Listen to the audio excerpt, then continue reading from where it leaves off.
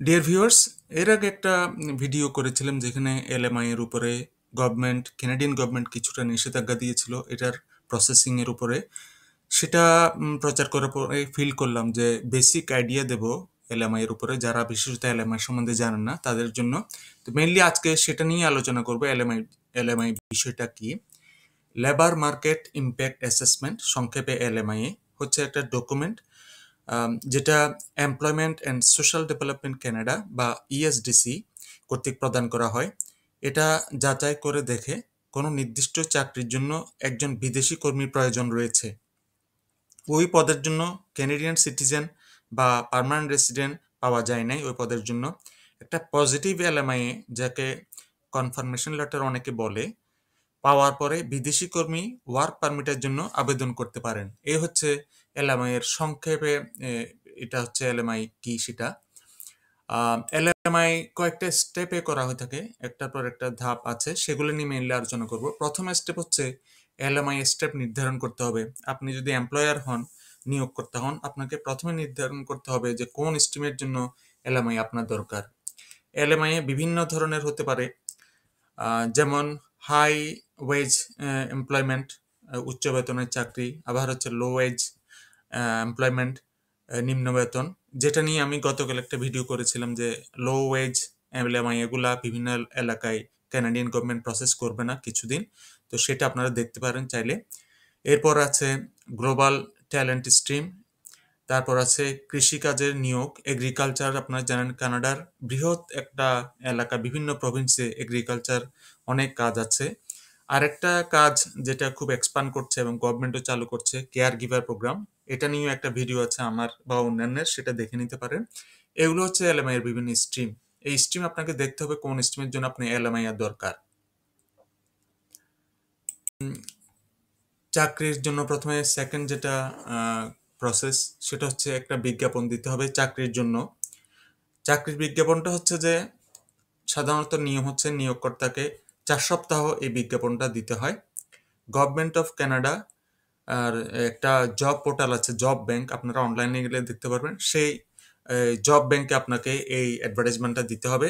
আরও দুইটা মিডিয়াতে এটা দিতে হয়, যেমন লোকাল নিউজ পেপার, স্থানীয় সংবাদপত্র, অনলাইন প্ল্যাটফর্ম অথবা প্রফেশনাল নেটওয়ার্ক, এগুলাতে দিতে হবে। তো এটা হচ্ছে একটা ডকুমেন্ট বা প্রমাণ যে আপনি ক্যানাডিয়ান সিটিজেন বা পার্মানেন্ট রেসিডেন্ট যারা আছে তাদেরকে প্রথমে নিয়োগ করার জন্য চেষ্টা করেছেন, এরপরে ব্যর্থ হয়েছেন, পান নাই, তারপর আপনি এলএমআই এর জন্য প্রসেস করছেন।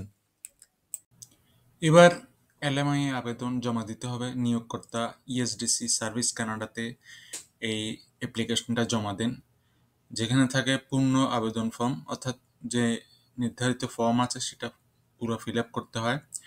নিয়োগ প্রচেষ্টার প্রমাণ কানাডায়, অর্থাৎ কানাডায় উনি যে বিভিন্নভাবে নিয়োগ দেওয়ার জন্য চেষ্টা করেছেন এখানকার সিটিজেন বা পার্মানেন্ট রেসিডেন্টদেরকে, সেটার প্রমাণ, অর্থাৎ উনি যে অ্যাড দিয়েছেন বিভিন্ন জায়গায় সেই অ্যাডগুলো এখানে অ্যাটাচ করতে হবে ডকুমেন্টস। ব্যবসার বৈধতা সংক্রান্ত দলিল, যেমন লাইসেন্স, এগুলো জমা দিতে হবে। আবেদন ফি প্রতি পদে সাধারণত $1000 কানাডিয়ান।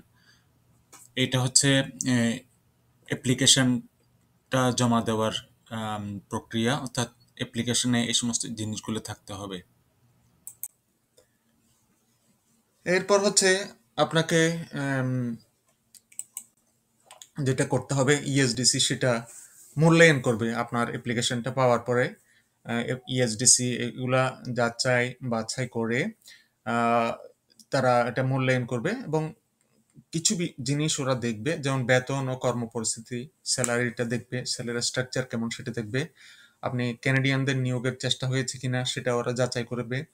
কানাডার শ্রমবাজারে এর প্রভাব পড়বে কিরকম সেটা ওরা দেখবে, পজিটিভ প্রভাব পড়বে কিনা, এটা কিন্তু একটা বিশেষ বিষয় ওরা দেখে সবসময়। এছাড়া যদি দরকার হয় আপনার ইন্টারভিউ করতে পারে, অথবা আরো কোনো ডকুমেন্টস ওরা হয়তো চাইতে পারে। এরপরে সবগুলা যাচাই বাছাই করে এভালুয়েশন করে ওরা ফাইনাল ডিসিশন দিবে আপনার এটা অ্যাপ্রুভ হয়েছে কিনা। যদি অ্যাপ্রুভ হয় তাহলে এটা পজিটিভ এলএমআই বলে, এটাকে পজিটিভ এলএমআই আপনাকে দেওয়া হবে। আর যদি এটা রিফিউজ হয়, প্রত্যাখ্যান হয়, তাহলে আপনাকে সেই কারণ জানিয়ে দেওয়া হবে কেন এটা প্রত্যাখ্যান করা হয়েছে। তাহলে আপনি সেটা সংশোধন করে আবার অ্যাপ্লাই করতে পারবেন। কিন্তু যতবারে অ্যাপ্লাই করবেন ততবারে আপনাকে $1000 দিতে হবে। এটা হচ্ছে নিয়ম। প্রতিবারই দিতে হয়। পজিটিভ এলএমআই যদি হয় তাহলে যে ফরেন ওয়ার্কারের জন্য আপনি অ্যাপ্লাই করেছেন সেই ফরেন ওয়ার্কার ওয়ার্ক পারমিটের জন্য আবেদন করবে এবং ওয়ার্ক পারমিটের জন্য আবেদন করার সময় এই পজিটিভ এলএমআই এর আহ, কাগজপত্র জমা দিতে হবে। তার মধ্যে যে চাকরির অফার লেটার আপনার থেকে যেটা দেওয়া হবে নিয়োগকর্তা থেকে সেটা, এলএমআই এর কপি, ওই এলএমআই এর কপিটা এবং এলএমআই এর নম্বরটা, এই সব বিষয় নিয়ে আম, কর্মী ওয়ার্ক পারমিটের জন্য আবেদন করবে। এ হচ্ছে সংক্ষেপে এলএমআই এর প্রসেস। দেখা যাচ্ছে শতকরা 90% কাজই হচ্ছে নিয়োগকর্তার, অর্থাৎ যিনি চাকরি দিবেন তারই সবগুলা কাজ, এবং অ্যাপ্লিকেশন ফিও উনি দিবেন। আপনার শুধুমাত্র, আপনি যদি চাকরি প্রার্থী হয়ে থাকেন, শুধুমাত্র আপনি ওয়ার্ক পারমিটের জন্য অ্যাপ্লাই করবেন এবং এই সমস্ত ইনফরমেশনগুলো দিবেন। অথচ বিভিন্নভাবে এখানে বলা হয় যে এলএমআই বিক্রি করা হবে, এমন যেমন অনেক কিছু। কাজেই এখানে বিক্রির কোনো প্রশ্নও ওঠে না। এটা নিয়ে যাতে কোনো দুর্নীতি না হয় এই জন্য গভর্নমেন্ট অনেক ধরনের স্টেপ নিয়েছে। তো কাজে আপনারা এলএমআই সম্বন্ধে বেসিক কিছু জানুন, এলএমআই সম্বন্ধে অ্যাপ্লাই করার আগে বা ওয়ার্ক পারমিট সম্বন্ধে অ্যাপ্লাই করার আগে। তো আশা করি যে জিনিসটা আপনারা বুঝতে পেরেছেন। সবাইকে ধন্যবাদ এতক্ষণ সাথে থাকার জন্য। এ বিষয়ে যদি আপনাদের কোনো প্রশ্ন থাকে নিচে লিখতে পারেন, আমি সেটা আপনাদের জানানোর চেষ্টা করব। সবাই ভালো থাকবেন, সুস্থ থাকবেন।